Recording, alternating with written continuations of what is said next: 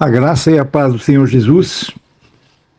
Este é o canal O Fundamento dos Apóstolos e Profetas. E hoje vamos para o vídeo número 7 da Escatologia Bíblica. O título de hoje é a relação entre Joel 2, Atos 2 e o sexto selo. Então esses são os textos que a gente vai ler, acrescentando ainda um de 2 Tessalonicenses, que a gente já referiu em outro vídeo, mas agora vamos ligar os fatos. Então vamos começar com Joel capítulo 2, desde o versículo 28.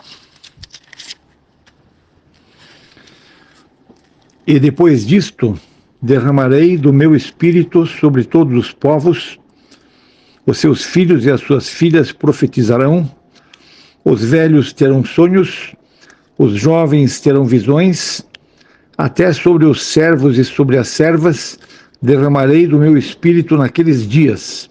Mostrarei maravilhas no céu e na terra, sangue, fogo e nuvens de fumaça. O sol se tornará em trevas e a lua em sangue, antes que venha o grande e temível dia do Senhor. E todo aquele que invocar o nome do Senhor será salvo, pois conforme prometeu o Senhor, no Monte Sião e em Jerusalém haverá livramento para os sobreviventes, para aqueles a quem o Senhor chamar. Um breve comentário sobre Joel 2. Então aqui é uma profecia dita pelo profeta Joel. Ninguém sabe precisar a data aproximada, mas com certeza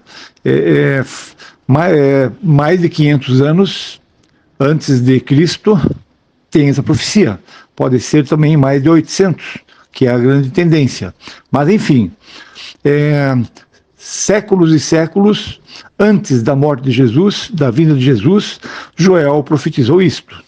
Então vamos ver já em seguida quando que vai se cumprir isto.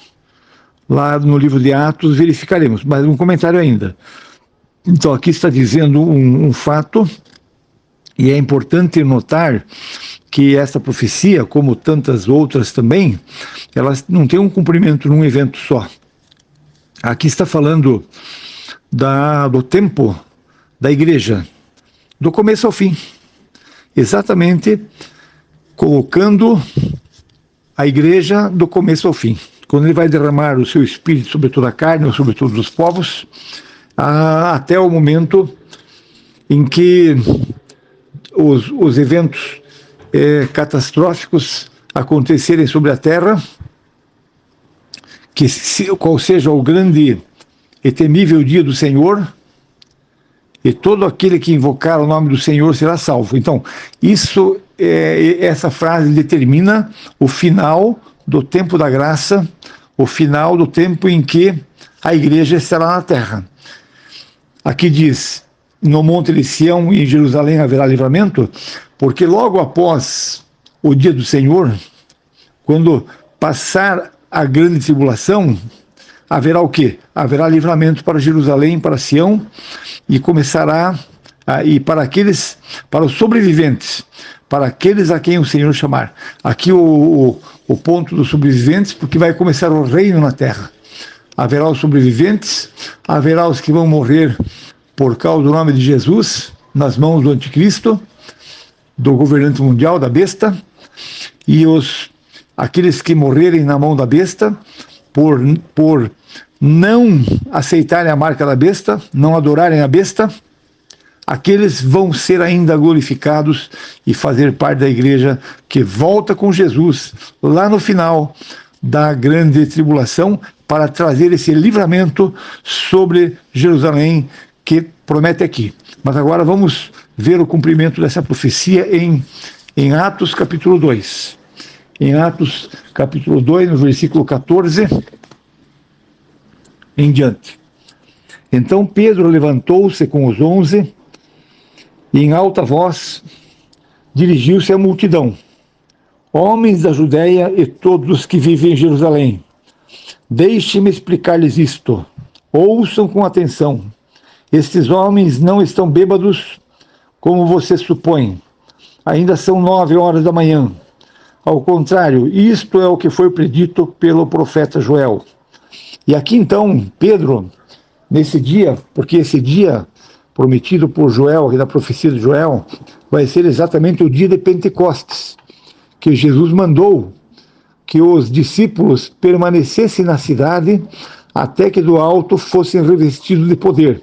Ou seja, quando Jesus falou isso, era 40 dias depois da Páscoa, ou seja, depois da morte de Cristo. Mas eles esperaram mais 10 dias e cumpriram seus 50 dias depois da Páscoa, que era o dia de Pentecostes. E, de fato, no dia de Pentecostes, desceu o Espírito Santo, a promessa dita já desde o profeta Joel, para que se cumprisse e começasse o período da igreja. Então, aqui, versículo 16. Vamos repetir a profecia do profeta Joel. Nos últimos dias, diz Deus, derramarei do meu espírito sobre todos os povos. Os seus filhos e as suas filhas profetizarão. Os jovens terão visões, os velhos terão sonhos. Sobre os meus servos e sobre as minhas servas derramarei do meu espírito naqueles dias, e eles profetizarão. Então, até aqui por enquanto. Então, aqui acontece, se cumpre a profecia, porque aqueles homens que estavam ali assistindo esse evento poderoso e maravilhoso, eles estavam em Jerusalém e havia multidões em Jerusalém. Por quê? Porque vinham judeus de todas as partes do mundo, vinham para o dia do Pentecostes, para a celebração, o que era comum. Então aqui essa multidão que estava lá, de vários países, mas todos eles eram judeus. Eles acompanharam isso e alguns deles debocharam dos apóstolos e dos que estavam com eles, que foram cheios do Espírito Santo, porque eles estavam falando em línguas desconhecidas. Mas na verdade até muitos se maravilharam porque eles falaram as línguas daquelas pessoas que estavam ouvindo ali. E eram homens iletrados que não conheciam aquelas línguas. Então isso ficou uma situação maravilhosa. E aqui no versículo 19, agora continuando.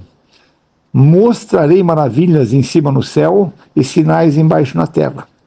Você pode ver agora. Então, uma parte da profecia se cumpriu em Atos 2 ali, em Jerusalém, até o versículo 18, se cumpriu essas manifestações do Espírito Santo.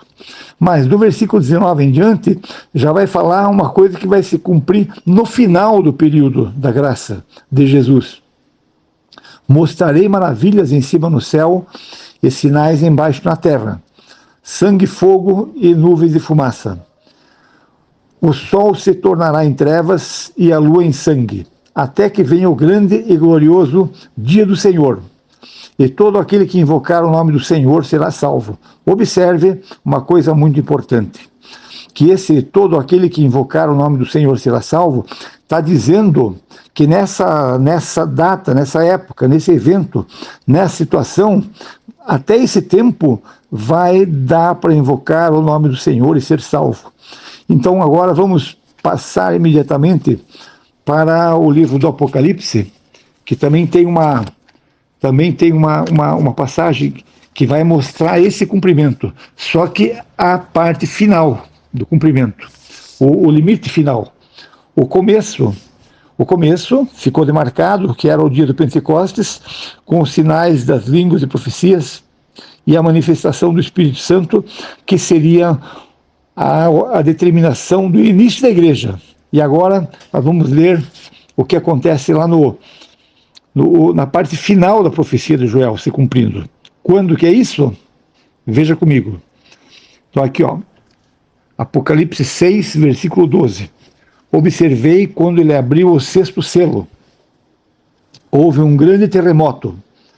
O sol ficou escuro como tecido de crina negra, toda a lua tornou-se vermelha como sangue, e as estrelas do céu caíram sobre a terra como figos verdes, caem da figueira quando sacudidos por um vento forte. O céu se recolheu como se enrola um pergaminho, e todas as montanhas e ilhas foram removidas dos seus lugares. Então, a segunda parte da profecia de Joel, ela se cumpre aqui, né?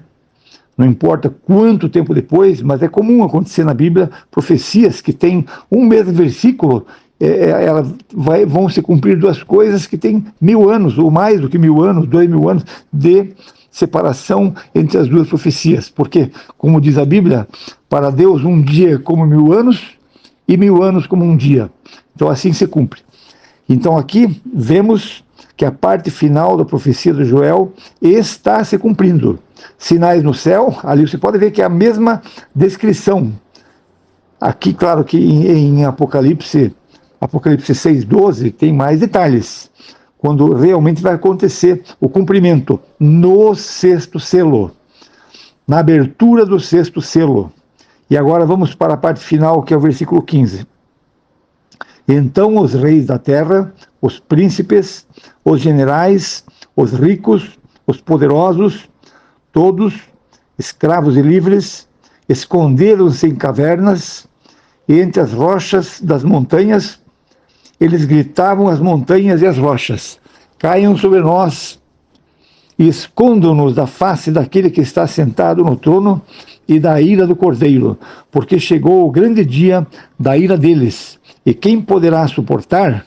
Você pode ver que o profeta Joel e Pedro, repetindo a profecia de Joel, eles dizem que tudo isso acontecerá antes que venha o grande e temível dia do Senhor. E aqui você pode ver que chegou, porque aqui a própria Bíblia confirma: pois chegou o grande dia da ira deles, e quem é que pode suportar? Então é fácil de entender, de aceitar, de ligar os fatos, tanto de Joel 2 como Atos 2, como Apocalipse 6, no sexto selo. Então agora está uma ligação feita aqui. Só que ainda eu gostaria de ligar um versículo que está lá em Tessalonicenses, 2 Tessalonicenses 1, que eu já falei num vídeo anterior, mas eu acho que agora convém ligar aqui os fatos para ver uma coisa que também é bem importante. Lembrando que o sexto selo, ele é imediatamente antes do sétimo selo, obviamente, e antes das 7 trombetas. O sétimo selo não acontece nenhum evento extraordinário aqui na Terra, mas diz a Bíblia que quando o anjo tocar quando Jesus abriu o sétimo selo, os 7 anjos se preparam para tocar as 7 trombetas, o evento mais, talvez, importante, que demarca o verdadeiro início da grande tribulação, porque até o sexto selo, ali, eram o princípio das dores. Jesus demarcou isso. O princípio das dores é até o 5º selo. Depois começa, no sexto selo, começa a grande tribulação. Por quê? Começa a ira de Deus sobre a face da terra. A ira de Deus e a ira do Cordeiro. Então, em 2 Tessalonicenses, para completar aqui, nós vamos ler o versículo, capítulo 1, versículo 7 a 10, para confirmar uma coisa que eu entendo que Deus me revelou isso aqui. 10, versículo 7 a 10. No versículo 7. E dar alívio a vocês que estão sendo atribulados, e a nós também. Isto acontecerá quando o Senhor Jesus for revelado lá dos céus, com os seus anjos poderosos. Quando que Jesus vai ser revelado lá do céu com os seus anjos poderosos? Fica a pergunta aqui, tá? Vamos responder aqui já. Em meio a chamas flamejantes, ele punirá os que não conhecem a Deus e os que não obedecem ao Evangelho de nosso Senhor Jesus. Quando acontecerá isso? No sexto selo, que está dizendo ali. Começa o dia da vingança do nosso Deus. Versículo 9. Eles sofrerão a pena de destruição eterna, a separação da presença do Senhor e da majestade do seu poder. E isso acontecerá no dia em que ele vier para ser glorificado em seus santos. Quando que acontece o dia em que ele vai vir para ser glorificado em seus santos? Quando a igreja for arrebatada, ele vai ser glorificado nos seus santos. A igreja não fica na terra, nem Jesus. ele leva a igreja para estar com ele. Como diz na outra carta de Tessalonicenses, estaremos para sempre com o Senhor, para ser glorificado em seus santos e admirado em todos os que creram, inclusive vocês que creram em nosso testemunho. Então aqui eu termino com as leituras e só comentando. Então, para quem quiser entender, ore para que Deus confirme, porque eu sei que é difícil você ouvindo às vezes a vida inteira uma coisa diferente. A igreja vai ser arrebatada antes de qualquer tormento, qualquer sofrimento. A igreja, Deus protege a igreja, Deus não permite que a igreja sofra. Aonde que está escrito isso? Então, quando diz lá, aquele versículo mais usado lá de Apocalipse 3:10, que diz, visto que guardaste a minha palavra, eu te guardarei da hora da provação que há de vir sobre o mundo inteiro. Quando fala da hora da provação que há de vir sobre o mundo inteiro, isso é depois do sétimo selo, quando vem as trombetas, os anjos. Essa hora da maior provação, a igreja realmente vai ser protegida, vai ser levada para o céu, vai estar para sempre com o Senhor. Mas não diz que a igreja não vai passar por nenhuma dificuldade, o princípio das dores. Não está dito em lugar nenhum que a igreja não passa por isso.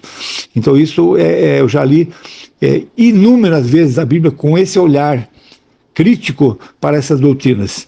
Então peço que cada um ore para que Deus dê a compreensão em todas as coisas. E assim terminamos o vídeo de número 7. E vamos aguardar o vídeo 8, que ainda tem alguns vídeos pela frente. E peço que orem também por mim. Em nome de Jesus. Amém.